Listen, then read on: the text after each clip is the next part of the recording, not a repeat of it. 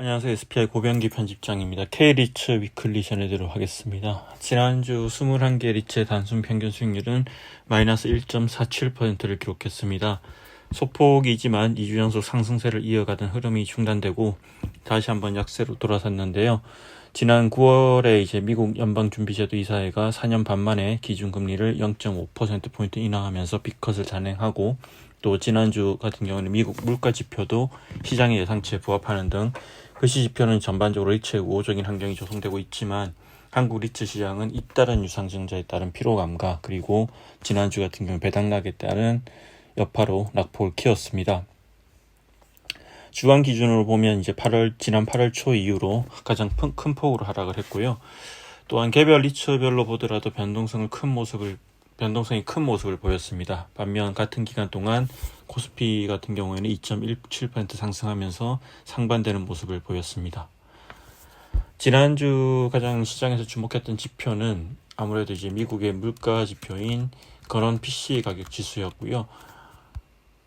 이 건원 PCE 가격 지수 같은 경우에는 미국 연준이 기준금리를 결정할 때 가장 중요하게 참고하는 지표 중 하나입니다. 지난 27일에 미국 상무부가 이제 8월달 PCE 가격 지수를 발표를 했는데 전년 동기 대비해서 2.2% 상승해서 시장 전망치인 2.3% 상승에 밑돌았고 또 2021년 2월 이후로 3년 6개월 만에 가장 낮은 상승률을 보였습니다. 전월 대비로도 0.1% 올라서 시장 예상치인 0.2% 상승을 하회했고요. 아울러 변동성이 큰 에너지와 식료품을 제외한 건원 PCE 가격 지수 같은 경우에도 전년 동월 대비 2.7%, 전월 대비해서는 0.1% 상승해서 전년 동월 대비로는 전망치에 부합했고 전월 대비로는 전망치를 밑돌았습니다. 또한 미국 경기 상황을 알 수 있는 지표도 있었는데요. 미국 소비자 심리 지수가 발표가 됐는데 개선 흐름을 이어가면서 경기 침체에 대한 우려는 다소 완화됐습니다. 지난주 미시간대가 발표한 9월 소비자 심리 지수는 확정치가 70.1로 집계되어서 예비치에 비해서 상승을 했고 또 5월 이후로는 최고치를 기록했습니다. 이번 주 시장에서는 미국의 고용지표에 주목할 것으로 예상이 되고요. 이번 주 같은 경우에는 오는 10월 4일에 발표되는 미국 노동부의 비농업 고용지표를 비롯해서 이제 미국 노동부의 구인 이직 보고서 그리고 민간 부문 고용 시장의 상황을 보여주는 ADP 고용 보고서 같은 이제 다양한 고용 보고서가 발표될 예정이고 아울러서 이제 제롬 파월 연준 의장을 비롯해서 연준 고위 인사들의 발언들이 대거 예정되어 있기 때문에 주목해서 볼 필요가 있을 것 같습니다. 개별 리츠 소식을 좀 살펴보겠습니다. 지난주 같은 경우는 21개 리츠 중에서 15개 리츠가 하락을 하고 4개 리츠가 상승을 했습니다. 특히 이제 지난주 리츠 시장 같은 경우는 유증과 배당락 여파가 가장 큰 영향을 미친 것으을 보이는데요. 가장 큰 폭으로 하락한 리츠는 한화 리츠입니다. 한 주 동안 9.24% 하락하면서 장중에는 52주 신저가인 4,270원까지 떨어졌고 4,310원으로 한 주를 마감했습니다.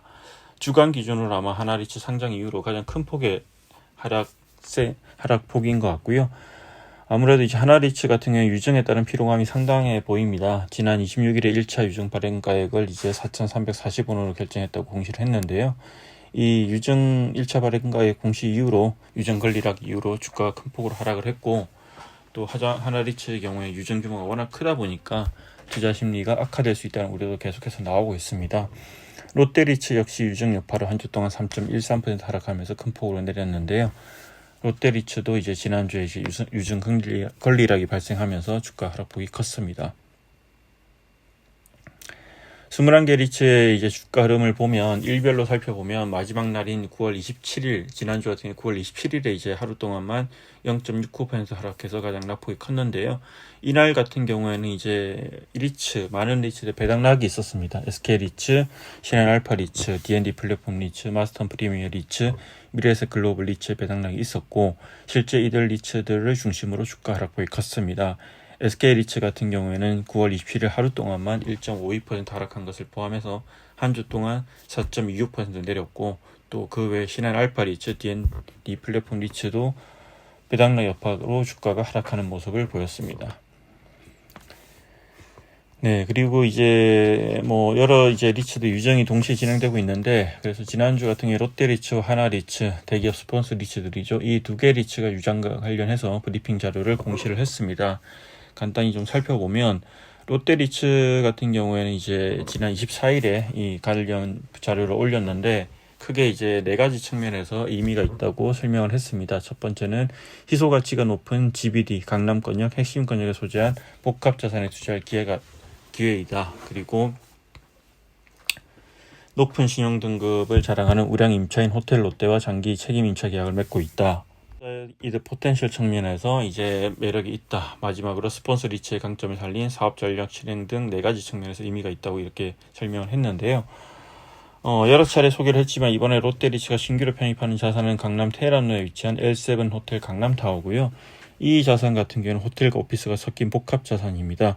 전체 연면적의 62%가 호텔이고 이 호텔 부분 같은 경우는 호텔 롯데가 이제 장기 임차를 하고 있죠. 그리고 오피스 같은 경우에는 나머지를 오피스인데 오피스는 2개 층 현재 전체 임대 면적 약 10% 지금 공실입니다. 롯데리츠는 이제 호텔과 오피스 모두 향후 업사이드 포텐셜이 있다고 보고 있는데 다만 오피스 같은 경우에는 최근 강남에도 공실이 늘어나고 있고 최근 강남에서 이제 오피스를 매입한 이런 이제 전략들을 보면 임대차 갱신을 통해서 밸류에드 전략으로 투자한 다른 자산들도 있는데 상당히 지금 고전을 하고 있습니다. 왜냐하면 이제 임대료 인상이 생각만큼 만만치 않기 때문이고요. 그런 점에서 이제 L7 호텔 강남타워도 향후 좀 오피스 부분의 공실이 어떻게 해소되는지는 좀 지켜볼 필요가 있어 보입니다. 롯데리츠의 이번 유전 같은 경우에 특징이 있죠. 기존 스폰서의 롯데쇼핑 외에도 롯데그룹 계열의 디벨로퍼인 롯데물산이 스폰서로 참여할 예정이고요.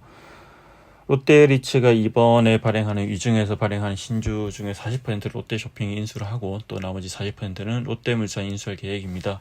이에 따라서 기존에 같은 경우는 롯데쇼핑 그 스폰서였죠. 스폰서 지분율 50%였는데 유증 후에는 롯데쇼핑이 42.0% 그리고 롯데물산이 6.4%가 되면서 총 48.4%로 전체 이제 롯데그룹 스폰서 지분율이 소폭 줄어들게 됩니다. 롯데물산이 참여하는 의미는 뭐 상당히 여러 가지 의미가 있을 것 같은데 뭐 SPI에서도 여러 번 소개를 해드렸지만 자산군 다변화라는 의미도 있고 또 롯데리츠 같은 경우는 기존에 롯데쇼핑이 스폰서이다 보니까 리테일 리츠 이미지가 강했는데 이 이미지를 지우고 포트폴리오를 다변화할 것으로 예상되고 또 디벨로퍼인 롯데물산과의 시너지도 좀 기대해 볼 수 있는 부분입니다. 아울러 롯데리츠는 향후 이제 배당 가이던스도 제시를 했는데 그동안 이제 롯데리츠 같은 경우에는 금리 인상의 타격을 가장 크게 받았던 리츠죠. 급격한 금리 인상으로 최근 배당이 크게 줄었는데 올해 하반기부터는 다시 배당이 개선될 것을 예상하고 있고 이 표에서 보시는 것처럼 이렇게 이제 배당 가이던스를 제시를 했습니다.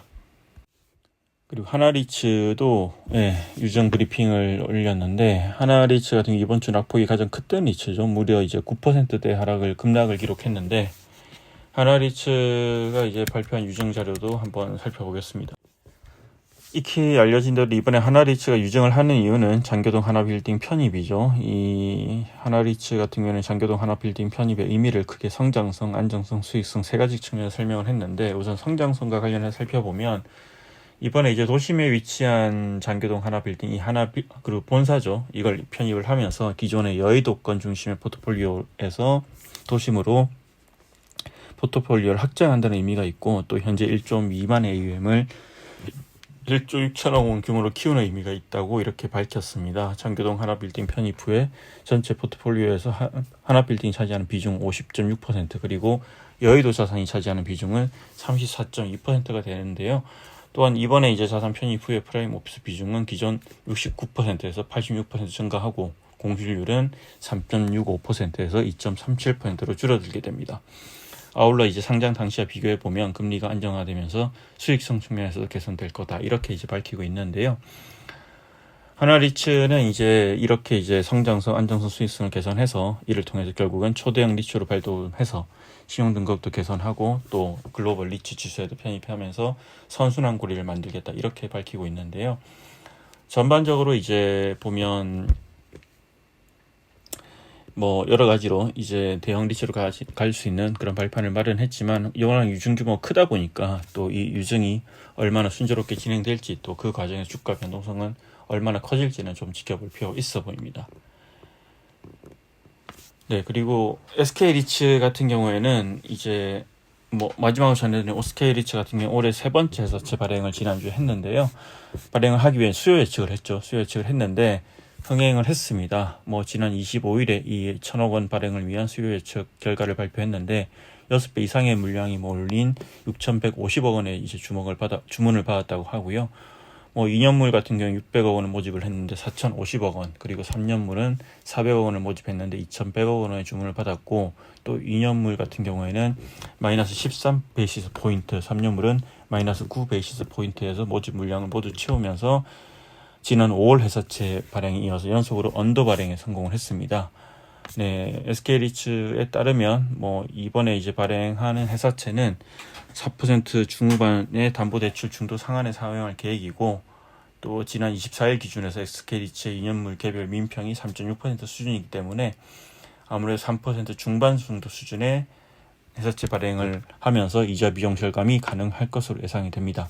SK리츠는 이번에 회사채 발행 수요 예측에 흥행에 성공했기 때문에 기존에 어떤 발행할 계획이었던 1,000억 원을 넘어서 최대 1,500억 원까지 증액 발행도 검토할 계획입니다. 앞서 말씀드렸듯이 이제 지난주 같은 경우는 유증에 따른 여파가 상당히 컸던 한 주인데요. 네, 배당락도 있었고요. 실은 이제 하반기에 유증이 엄청나게 많이 진행되고 있는데, 물론 이제 그동안 이제 신규 자산 편입도 없었고 여러 가지로 유증을 하기 어렵기 때문에 또 성장을 위해서 꼭 필요한 부분이기도 하지만, 또 한편에서는 이제 이때다 싶어서 한꺼번에 이렇게 유증을 하는 것 자체에 대해서 이제 많은 우려가 나오고 있는 것도 사실이고, 이 리츠들도 이런 어떤 투자자들의 어떤 심리 분위기를 좀 잘 파악을 해서 유증을 할 때 좀 신중하게, 또 이렇게 하더라도 뭔가 이제 스폰서 리츠도 유증 과정에서 역할을 하면서 좀 시장의 신뢰를 얻을 수 있는 그런 방법을 좀 고민해 보면 좋을 것 같습니다. 이상으로 K리츠 위클리 전해드렸습니다. 고맙습니다.